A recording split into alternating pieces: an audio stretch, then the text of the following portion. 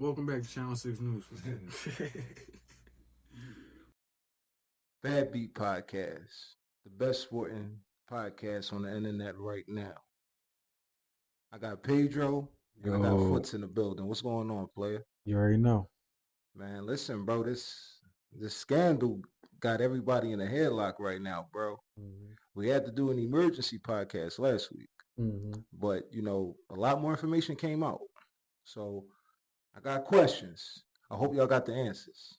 You got the answer, Sway. All right. So Foots, this for you, because me and you around the same age. Mm-hmm. When we did bet back in the day, before your FanDuels, your DraftKings, your Fanatics, all that, Mm-hmm. we had to deal with a bookie. Yeah. You know what I'm saying? For the most part, the only thing you could bet on with the bookie was the money line, the spread, the over under. Okay. When these apps came out, they basically turned, you know, this whole thing in like fantasy football, mashed with parlays and mashed with bet because we didn't have player prop bets back in the day. Mm-mm. Only time you could bet on the prop was probably like the Super Bowl. If you could, flip a coin or who's going to win MVP, things like that. Mm-hmm. Did the player prop bet make it possible for stuff that Terry Rozier and other players are being accused of? Yes.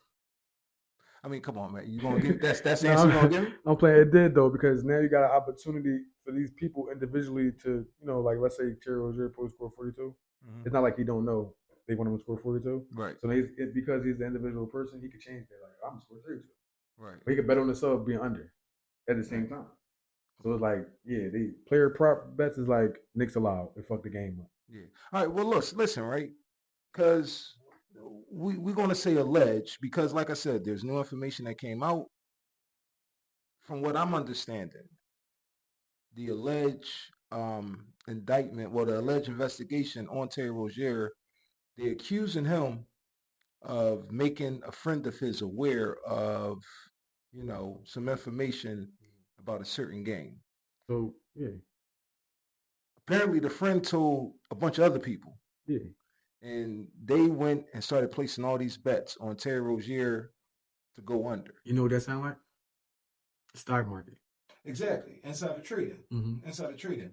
But apparently Terry Rozier thought that he was just giving information to his friend so his friend could, do whatever he did with that information. Mm-hmm. But of course he told everybody. Unless they could prove that Terry Rozier actually gave this person inside information for this person to bet on and win, then nothing's gonna happen to Terry Rozier. Well, the issue is this, right? Like I said, it's all alleged. So I'm not going to sit up here and ask if he's guilty and still alleged. No, they took them into custody. Well, even though they took him into custody, you're innocent until proven guilty in America. Oh, that's a different subject. Yeah, okay. Yeah, that's the difference. Time for it. Okay. But as far as I know, right, Terry Rozier and other players that might be under the microscope as far as conspiring to shave points or manipulate the games, rather they go over and under. Who, besides the players, who do we blame? Because Pedro brought up a good point last week. Blame the coach. No. Let me finish. Pedro brought up a good point last week, right? When he was basically saying, "Was this a setup for who? For the I guess the federal government or maybe the league to catch on to who's manipulating, shaving points and things like that." Because that goes back to my first question. You couldn't bet on if a player was going to score X amount of points when you had to do it. No bookie is keeping up with how many players. No bookie was keeping up with that. And unless you lived in Vegas, you really could not put in a prop bet. Now, we had the fantasy leagues and all of that before the whole sports betting wave went about. Yeah. But now that you can, the player himself could actually see what the bookmakers put him down for as far as how many points he's going to score, how many rebounds he's going to get, how many assists he's going to get. The player can see that and go into every game knowing that, listen, there's a lot of money riding on my performance tonight. If I do, I don't though. Right. So when stuff like this happen, do you really blame the player No. for seeing a way to get? Because again, Terry Rozier didn't even really make a dime from that situation. So you don't blame him. I mean, some things are just too tempting. So okay, I'm gonna say this right. Let's say they got Terry Rozier scoring over 40 or under 40, right? Mm-hmm. And we ain't going money line because it's the team. So we going to, and they got him going like 15 assists. Mm-hmm. And he see that, right? He's like, damn, I don't even feel like I'm a person. Today I don't even feel like I could go 40. I probably go like 32. I don't think I got past my elbows hurt. I don't think I got past the ball for 15 assists. Right. So he gonna go out there and do what he can do. But since he didn't give what Vegas said, it already looked like, oh, he cheating. Yeah. You see what I'm saying? But he's still a person. So because Vegas said we're gonna give him 27 points and 18 rebounds, that don't mean that's what you feel like gonna go through the day. Being in the NBA is a job just like anybody else's job. The only thing they get to do is play basketball, which is fun to us, but it's a job to them. So like if the dude played 6 games back to back and he think on the last game about to score 40, that don't even sound right. You see what I'm saying? Yeah, So it's never the player. That's what we do. He told a nigga he wasn't scoring 19. He didn't. He got 20,000.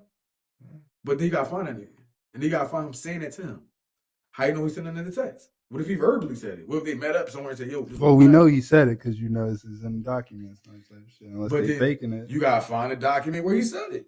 All right, we'll get back to Terry Rozier. Now, I got a question for you, Pedro, right? Because, again, you brought up a good point last week when you said, do the mafia got these dudes under pressure? There's a lot of speculation like, yo, maybe they got in debt, maybe they, owe somebody a favor. Who knows? But 34 people got arrested. We're talking about the Chauncey Billups situation. 34 individuals got arrested. We only hearing about 3 of them. Me and you, Foots, we did the video about it. Mm-hmm. You saying, look, the media is only going to put out, The popular people. Mm-hmm. You know what I'm saying? But, Pedro, why do you believe the media is not putting out the mafia people that's allegedly involved in this also? Because the mafia run the course too. I'm sorry, go ahead. I thought they did put their name out there. Well, they're not. I haven't heard any names. I don't know. They said it's like family is the Gambino. The Gambino. I and heard two other ones. it was like Costello or some shit like that. And another one into that too. Okay. Yeah, Well, man, look, y'all okay. keeping up with more with this. But you just made a very interesting point.